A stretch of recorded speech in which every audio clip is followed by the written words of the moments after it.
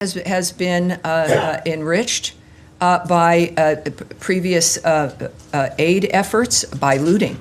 They steal this material. They steal the trucks. They not only enrich themselves. You notice it's the highlight of the last generations that aid gets in there and is taken by the people, causing the destruction and the pain. They make money. They use those resources to build more weapons. They buy more weapons. They're certainly not stealing it to get it to the Gazan people faster. That's not why they're taking it. They're taking it for themselves, so they have obviously a few square meals every day. But there's money, and it makes there's many. It is an industrial complex, an aid industrial complex. But in that dynamic, through a war zone, we've known that the enemy is the only one benefiting from that, and that's why this change. And of course, well, Hamas doesn't like it. Good. That's perhaps an indication that it has ruined that pipeline of money and support. You have people with the best of intentions of getting aid in, but when you see it's going to the people you're trying to stop, we have a duty to change the strategy, and that is what has occurred. So there is, of course, this obviously is working. It is important, as I noted before, for other aid organizations and other efforts. We now have a platform, if you will, at least a template of how to do this without enriching and facilitating the carnage itself. So given your answer there, is it safe to say that the U.S. and Israel see it as imperative that GHF be allowed to continue operating in Gaza under the terms of any ceasefire agreement? Well, I think that it's when you have the success, and I would say any entity that was able to break through that wall, that is able to get 69 million meals to the people in need, without the enemy looting it and taking it and benefiting, is a framework that must be supported. It doesn't mean that someone else also can't join in on the nature of this supplying. That's, I think, what the difference is. We've finally seen a new idea that works. So separate from the entity that's doing it, right now there's one, because everyone else said don't, or we don't support you, or you can't do it, or yes, we want aid to go in, but not by those guys. It is now undeniable. This is the format that works. And others, now it's an open dynamic of what it is that's making it work. Others should implement it. On the optimism expressed by the administration on the potential ceasefire in Gaza, and particularly the distribution of humanitarian aid, are there plans in place to stop the firing on Palestinians trying to get that aid? Well, if we've been demanding for a long time, there's one group there, it's just horrible, that will not stop shooting people or lay down their weapons. Hamas. They could lay down their weapons. There are fewer of them, we will have to admit, since the beginning of this war. And they also won't release the hostages. So part of the ceasefire plan, of course, you have a ceasefire when people stop shooting. So if we're looking at the nature of if there's a plan in that framework, and also, of course, what Secretary Rubio has noted, that there is no place in the future for Hamas. Hamas should not exist. It cannot exist. So in that context, yes, the firing on anyone who is attempting, who's an innocent civilian, who's attempting to get something or just living their lives, the Gazan people have been the first victims of this horror, as they have been controlled for generations by Hamas, by terrorists, by those who don't care about them. So the peace that President Trump wants and Secretary Rubio is working for aims, to say the least, of ending that across the board, no matter who might be doing it, but certainly those who are controlling that framework now and the ones with the weapons, and that would be Hamas. Secretary Rubio is in Kuala Lumpur for the ASEAN-related foreign ministers' meetings and bilateral engagements, reaffirming the United States' commitment, our enduring commitment, if I may add, to a free, open, and secure Indo-Pacific. Earlier today, he participated in the ASEAN-U.S. Post-Ministerial Conference and held meetings with Malaysian Prime Minister Anwar and counterparts from Malaysia, Russia, Japan, and the Philippines. As the Secretary has stated, the Indo-Pacific accounts for 2/3 of global growth and remains a central focus of U.S. foreign policy. The Secretary also signed a nuclear cooperation memorandum of understanding with Malaysia, advancing civil nuclear energy collaboration under the highest standards of safety, security, and non-proliferation. Negotiations toward a 123 agreement are underway, and once finalized, it would permit the transfer of nuclear material and equipment for peaceful purposes, further deepening bilateral energy, security, and economic ties. Tomorrow also marks the 4th anniversary of the Cuban regime's July 11th crackdown. Deputy Secretary Landau met with Cuban democracy and human rights advocates, reaffirming the United States' steadfast support for freedom and democracy in Cuba. Secretary Rubio's video message to the group made clear the Trump administration promotes accountability for the Cuban regime's human rights violations and continues to stand with the Cuban people in their pursuit of freedom and prosperity. Additionally, the United States is imposing sanctions on UN Human Rights Council Special Rapporteur Francesca Albanese for her abuse of her role. And in recent weeks, she also targeted U.S. companies in an unacceptable campaign of political and economic warfare. The United States will take whatever actions we deem necessary and appropriate to protect our sovereignty, Israel, and any other U.S. ally from illegitimate actions by the ICC. In parallel, the department is announcing a new awareness campaign warning Americans, especially Iranian Americans, about the continuing severe risks of travel to Iran. The Iranian regime does not recognize dual nationality and routinely denies consular services to detained U.S. citizens. And while the bombing has stopped, that does not mean that it is safe to travel to Iran. It is not. We are also launching a new website dedicated to warning Americans against travel to Iran. And there you have it. You can get that website starting at state.gov/do not travel to Iran. That's do-not-travel-to-Iran. But I think if you go to state.gov, you do a search, you will find that quite easily. The message is clear, as you can tell, in multiple languages. Our travel advisories are there as well. They remain in place. And we cannot stress enough, as we continue to do, as I have multiple times from this podium, do not travel to Iran, especially those of you who are the dual citizens, who have Iranian heritage. It is not safe for anyone to travel to Iran. And again, this supplements also the existing travel advisories. It does not supplant them at travel.state.gov. Our message is clear. I think so. And finally, as many of you would know, the department is also undertaking a historic reorganization, as announced by Secretary Rubio on April 22nd, to better align workforce activities and programs with the America First foreign policy priorities. The Supreme Court's recent near-unanimous decision allows the reorganization to commence and will ensure that the department moves at the speed of relevancy and restores the department to its roots of results-driven democracy. The plan, which has been approved by the Secretary and developed with extensive feedback from Congress and the workforce itself, is moving into implementation.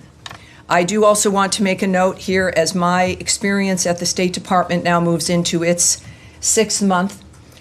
The remarkable experience, the life-changing experience I've had getting to know the people who work in this building.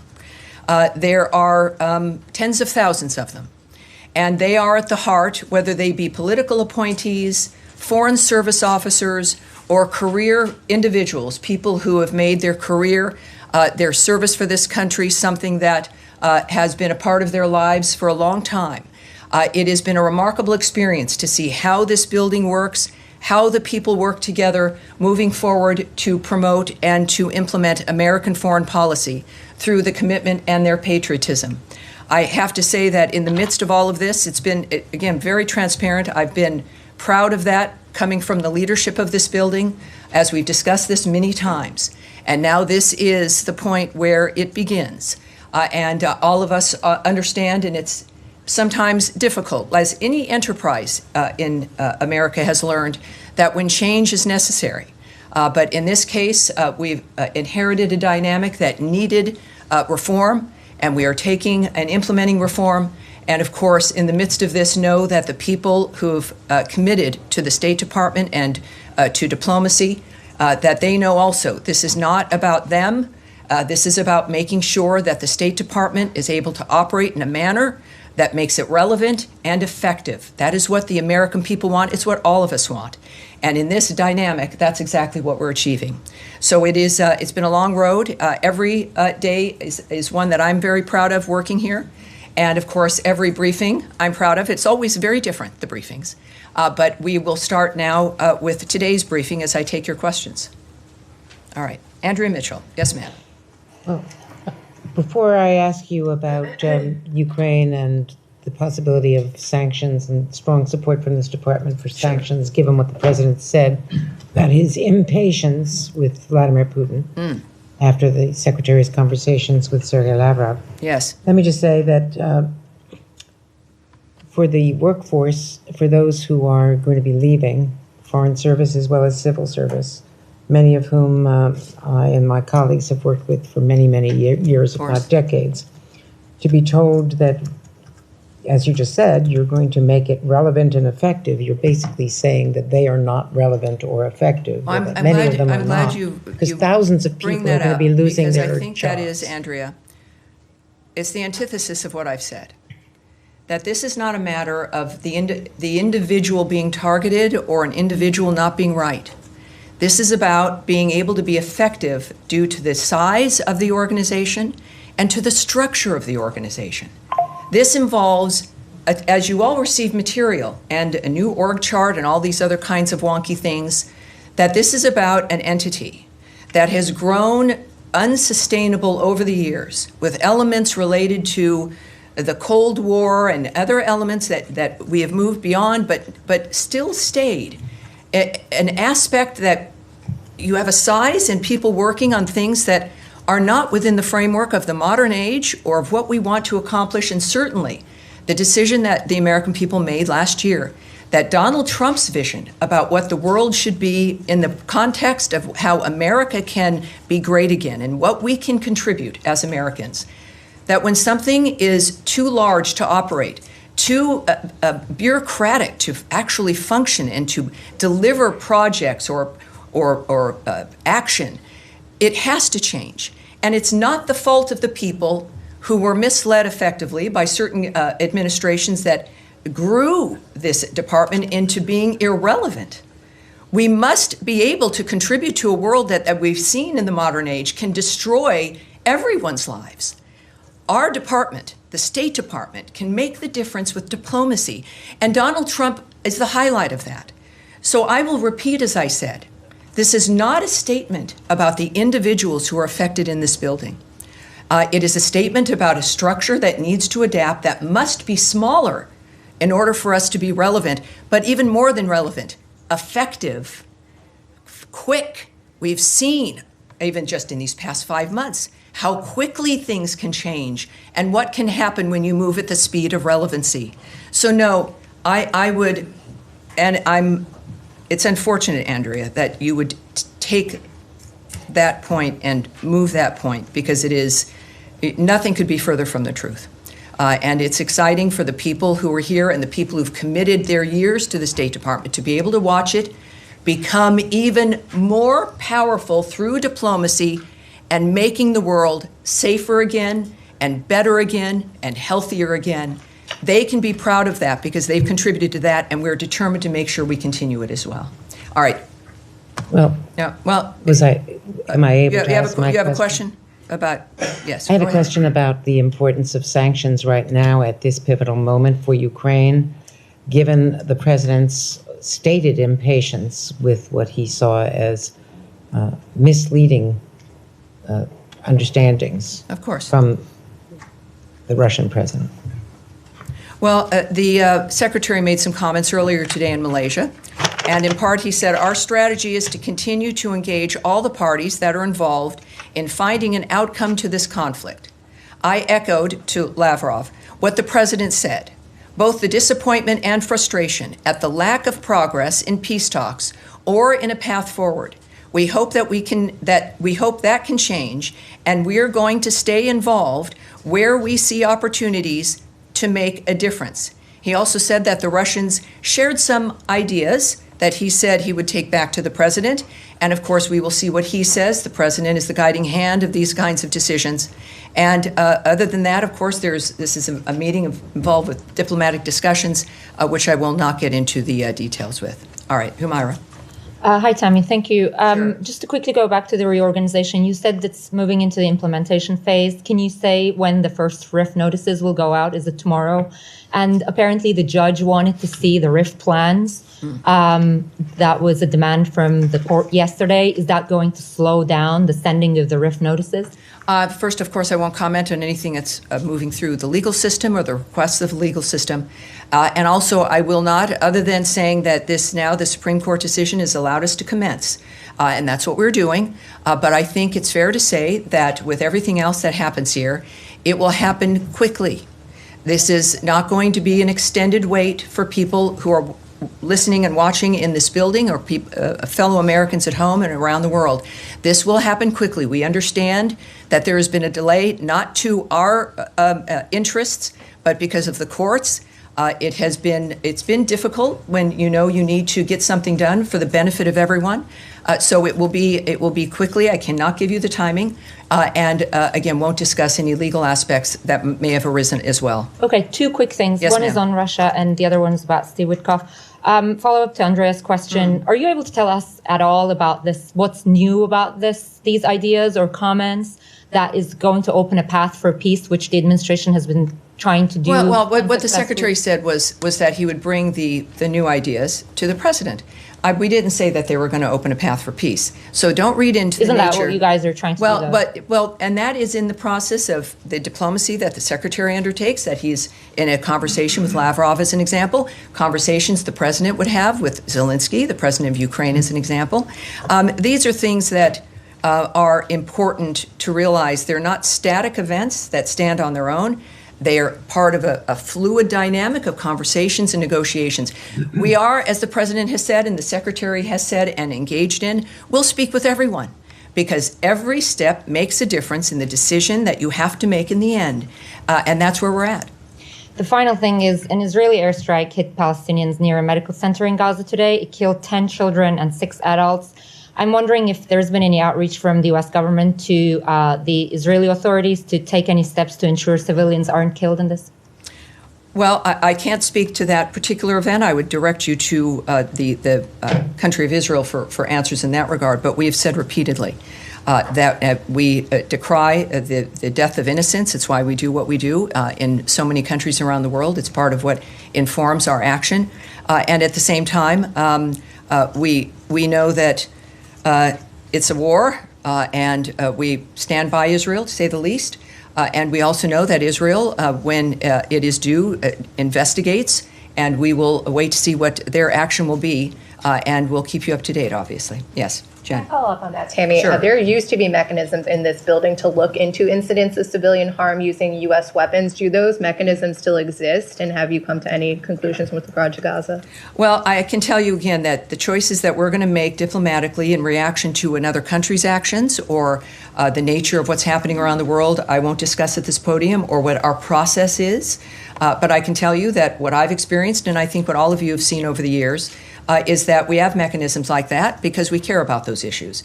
We have a constant communication with our allies around the world, and that is also something that we see benefiting the agenda of the president and the work of the Secretary of State.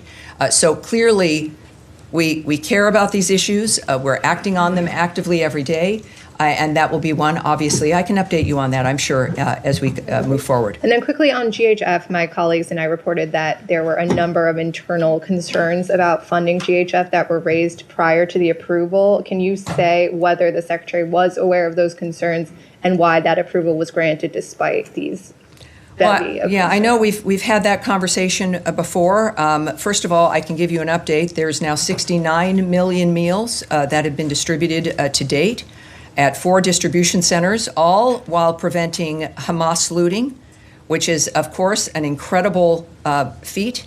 It should be commended and supported. I think most of us do. We also call on other aid agencies and the UN to participate in this system. It has been implemented and it works. And of course, this is part of the creative solutions that the president has asked for regarding that region. When it comes to the activity that is happening or allegations that are made or the framework of what we're trying to achieve, I think that we're looking at a dynamic where it is a war zone. It's the same issues that we've been discussing about the task of getting humanitarian aid to people who need it. The world has clamored for this, and it's happening. And I think at this point, when we look at the nature of the number of meals that have been delivered and the efforts that have to be taken to save those lives, it is to be commended. It's not, certainly nothing will be perfect. I've said this before, that it can't be perfect because it is an unnatural, obscene environment. And for people looking for perfection in a war zone like that, being terrorized by terrorists, to demand perfection or a new normal of this environment is unacceptable. Nothing will be enough.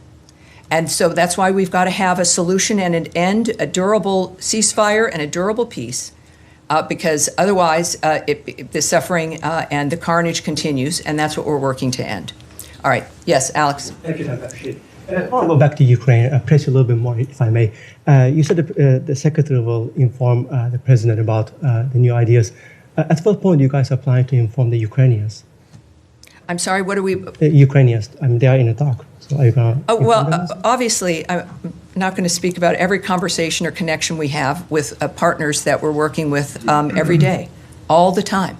The communications don't just happen when you hear about it in the news or if there's one phone call that's talked about.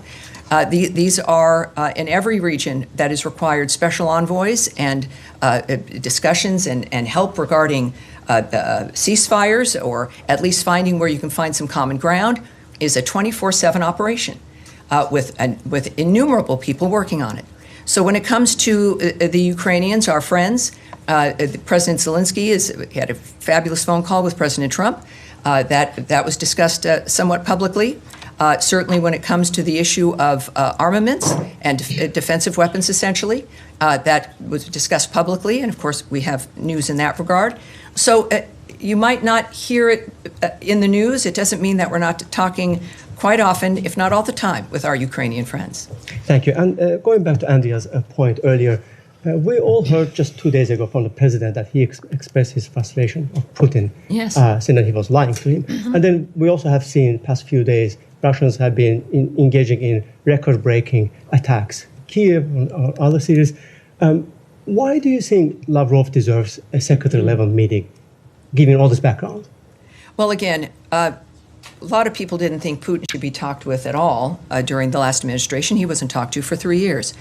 That's not a way that you can come to some kind of understanding or agreement or an effort to stop any carnage and the suffering. You've got to talk to everyone at any point when it comes to those who are involved in the situation.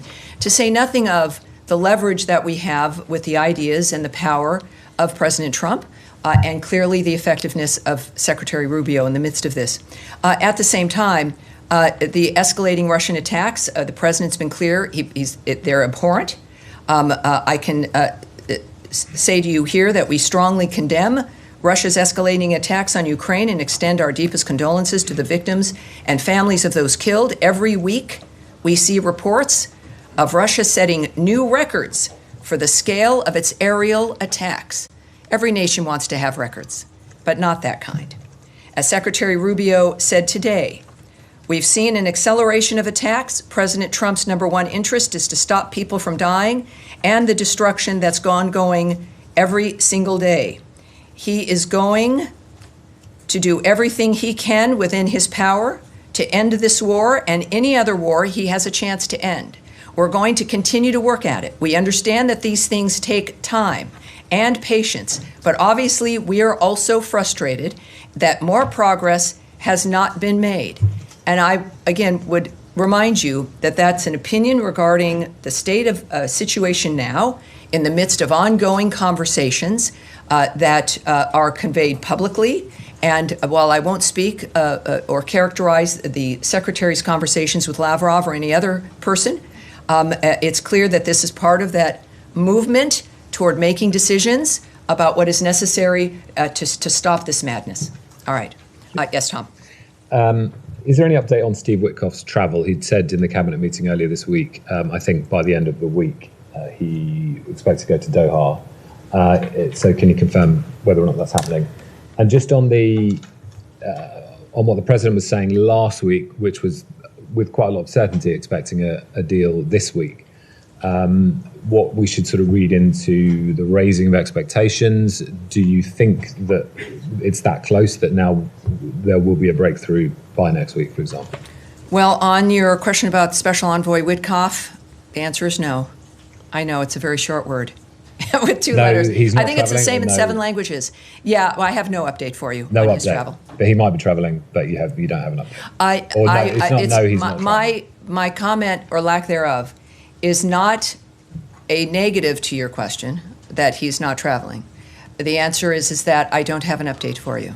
Okay. I'm sorry about that. That's all right. Regarding, of course, the potential of a ceasefire, the president made clear that he was optimistic.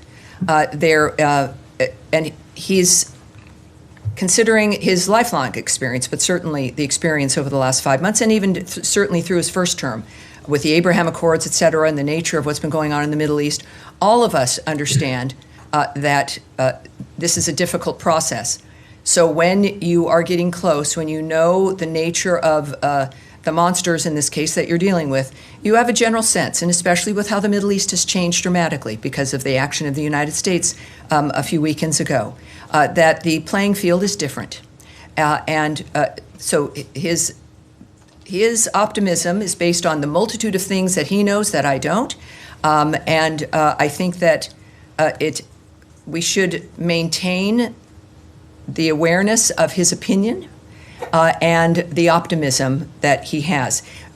He doesn't say it very often, so when he does, we need to take it seriously, but we do know that, of course, once again, this is an active zone, and we've got the best people working on it, and that's what we pledge to the United States. And can I just come back with one other issue, which is about the town of Taipei in the West Bank, in which there are around 300 U.S. citizens, a Christian town. The priest there said that it's come under sustained settler attack. There was an arson attack on one of the holy sites at the beginning of this week, and they feared that the church there could have caught fire. It was extinguished. Is there, and I had contacted the Jerusalem embassy, but has there been any outreach from the U.S. embassy to the town? Is there any support for the U.S. citizens there? Well, I can't comment on the actions we've taken, even if they're phone calls. What I do want to note, of course, is the decrying we have made of civilians, innocent people being hurt in this process. We also, so obviously we're concerned when we hear about anyone being targeted, let alone Christians in this case, that the president has made it clear his feelings on that issue writ large. And it's difficult. All of this, it's war. It's war manifesting in very different contexts within that region, but also other places around the world. President Trump has long established, and I know Secretary Rubio concurs, that protecting Christians is a priority, as seen through his executive order against anti-Christian bias. We do condemn, so there's no confusion, criminal violence by any party in the West Bank and support actions to ensure all civilians, including Christian civilians, remain safe. In the meantime, though, also we would refer you to the government of Israel regarding security incidents and the IDF posture in the West Bank in this regard. All right. Yes. I'm just circling back to GHF. We do know that in this latest round of ceasefire negotiations, Hamas has been insisting that GHF end its operations. Of course they are. Do you see any scenario, of course, given that you're talking about how successful it is? Hamas has been enriched by previous aid efforts by looting. They steal this material. They steal the trucks. They not only enrich themselves, you notice it's the highlight of the last generations. That aid gets in there and is taken by the people causing the destruction and the pain. They make money. They use those resources to build more weapons. They buy more weapons. They're certainly not stealing it to get it to the Gazan people faster.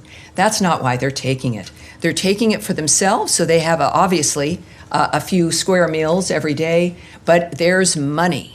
And it makes there's many. It is an industrial complex, an aid industrial complex. But in that dynamic, through a war zone, we've known that the enemy is the only one benefiting from that, and that's why this change. And of course, well, Hamas doesn't like it. Good. That's perhaps an indication that it has ruined that pipeline of money and support. You have people with the best of intentions of getting aid in, but when you see it's going to the people you're trying to stop, we have a duty to change the strategy, and that is what has occurred. So there is, of course, this obviously is working. It is important, as I noted before, for other aid organizations and other efforts. We now have a platform, if you will, at least a template of how to do this without enriching and facilitating the carnage itself.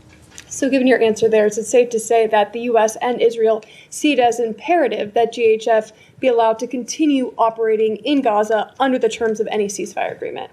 Well, I think that it's when you have the success, and I would say any entity that was able to break through that wall, that is able to get 69 million meals to the people in need, without the enemy looting it and taking it and benefiting, is a framework that must be supported. It doesn't mean that someone else also can't join in on the nature of this supplying. That's, I think, what the difference is. We've finally seen a new idea that works. So separate from the entity that's doing it, right now there's one, because everyone else said don't, or we don't support you, or you can't do it, or yes, we want aid to go in, but not by those guys. It is now undeniable. This is the format that works.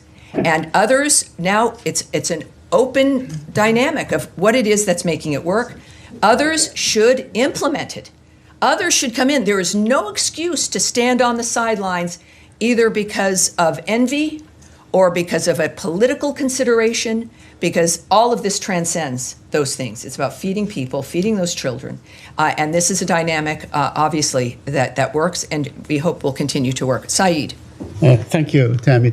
Two quick things. Yes, sir. On Albanese, yes. On the timing of imposing these sanctions, does it have anything to do with her tweet the day before that basically,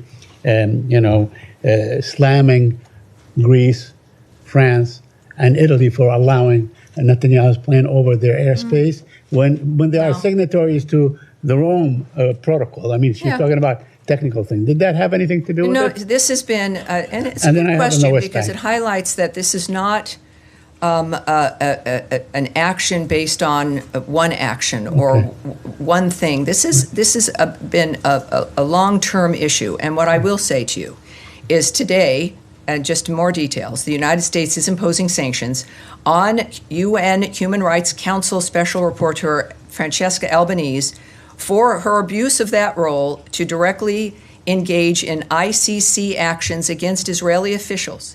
In recent weeks, she has also targeted U.S. companies in an unacceptable campaign of political and economic warfare. As the President's Executive Order, EO 14203, makes clear, the ICC's actions set a dangerous precedent for lawfare that endangers our national security and foreign policy and infringes on the sovereignty of the United States. The President declared a national emergency under the EO that emphasizes, quote, the United States will impose tangible and significant consequences on those responsible for the ICC's transgressions, which would include blocking of property and visa restrictions. The United States will take whatever actions we deem necessary and appropriate to protect our sovereignty, to protect Israel, and any other U.S. ally from illegitimate actions by the ICC. That's why that occurred. Okay, and one Yes, sir. quick follow-up on Tom's Yes. West Bank thing. Now, we have seen really, a spike in settler violence in the West Bank. And, whether it's in places like Masafer Yatta, where they basically, there was a big film about it and so on that won the Oscar and so on, but also in other places, in the Jordan Valley and so on. And my question, who is in the State Department following up on these incidents? I mean, how do people, including Palestinian Americans that live in my village, for instance, some of my relatives and so on, who do they go to when they say we have been subject of attack by settlers and so on? Well, obviously, first of all, Israel, of course, it's the government of Israel who they go to. Israel is an ally. But when you say who in this building works on this, I'm going to answer that. Yeah, okay. This is, and I've said this before, a lot of people don't know how the State Department works. It's not a bunch of people in suites, typing things down. Some people are. I do that sometimes, but I don't have a suite. But it's thousands of people, you guys. Right. It is thousands of people in bureaus that are assigned to regions who work literally, and they have, people assigned different times of the day and the night who are working all the time looking at the nature of what's occurring all around the world based on where their region might be. And of course, this region, involving, of course, the Middle East, is very busy. I see them almost every day. And during the briefing days, we sit down and I get briefed by these people, these experts, who watch everything that's happening, who are talking to everyone, who know what's occurring, who know where the policy is moving, who know what the secretary is thinking, or at least what his trajectory might be. I then blend into that with what I know from leadership as I work in this building. So when we say, who cares? The American people care. The State Department cares as a collection of the American people who have committed to this work specifically, which is not easy and does not make anyone rich, because they care about the country and they care about what happens around the world in the relationship of making sure America stays safer, more secure, and more prosperous. That's who cares, and that's who's working on it. Thank you. Yes, sir, right there behind. Okay, so, Yes, sir. Thank you so much, Sammy. Just a follow-up on Saeed's question as well. Is the Office of the U.S. Security Coordinator in Jerusalem still working under General Michael Flynn, I believe? And because recently there were a few reports indicating that there was a visit to Noor Shams refugee camps. Let's stop right there. Let's stop right there. This is moving into gossip and a report or reports of something. We can save everyone's time because we're moving out of my time. I will not comment on things that you've seen in a paper somewhere or reports of wanting gossip or my speculation. That won't happen. I will have it taken back, your question, in the event there's something we can get to you. But we're going to move on from that. Yes, sir, go ahead. Just a quick follow-up. No, we are going on. That was your chance, sir. No, sir, right there. Thank you, Tammy. On the optimism expressed by the administration on the potential ceasefire in Gaza, and particularly the distribution of humanitarian aid, are there plans in place to stop the firing on Palestinians trying to get that aid? Well, if we've been demanding for a long time, there's one group there, it's just horrible, that will not stop shooting people or lay down their weapons. Hamas.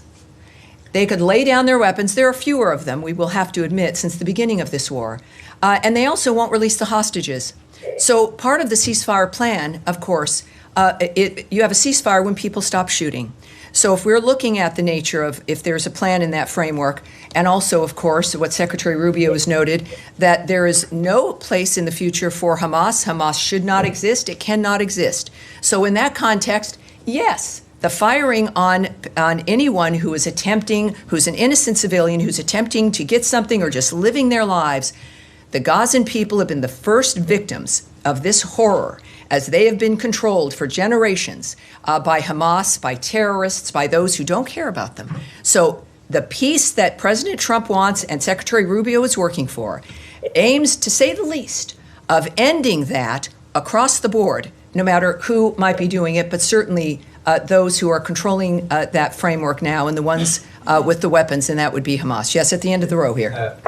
Anthony Mershak from MTV Lebanon. Right, so welcome aboard. we're asking about Thank you, Beirut. Could you please clarify the special envoy Tom Barak's recent comment stating that Hezbollah has a political wing? Had the U.S. position changed regarding the distinction between Hezbollah's political and military branches? I have a few things I can say to you. First of all, our position has not changed. Hezbollah is a designated terrorist organization, and we do not distinguish between its political or armed wings. As Ambassador Barak said while in Beirut, Lebanon must utilize this moment to make progress, and that includes progress on disarming Hezbollah. And at the same time, Ambassador Barak, he is the ambassador to Turkey, as well as, of course, our special envoy for Syria. I'm not going to characterize his diplomatic conversations in that regard at all, but he has said publicly that he has been very satisfied with the initial response by the Lebanese government, but now it's noted that they're working on details in this regard. And on the security front, the Lebanese armed forces have made progress on disarming Hezbollah in the south, but there is still more to be done. So as he said, Ambassador Barak, while in Beirut, Lebanon must utilize this moment to make progress. And we do not want to see Hezbollah or any other terrorist group in Lebanon recover their ability to commit violence and threaten the security in Lebanon or in Israel. And I will take one more. You, sir, in the white shirt. Thank you.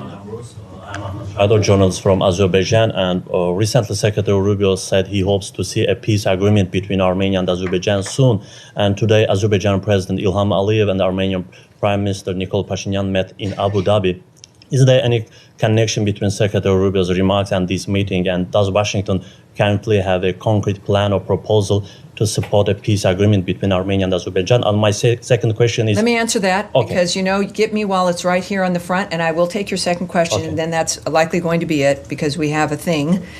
First, regarding the peace process, the United States supports those efforts to promote peace and stability in the South Caucasus. We also are tracking the referenced press reports in general and don't have any additional information to share. But as you know also, I think the Trump administration and Secretary Rubio's approach speaks for itself.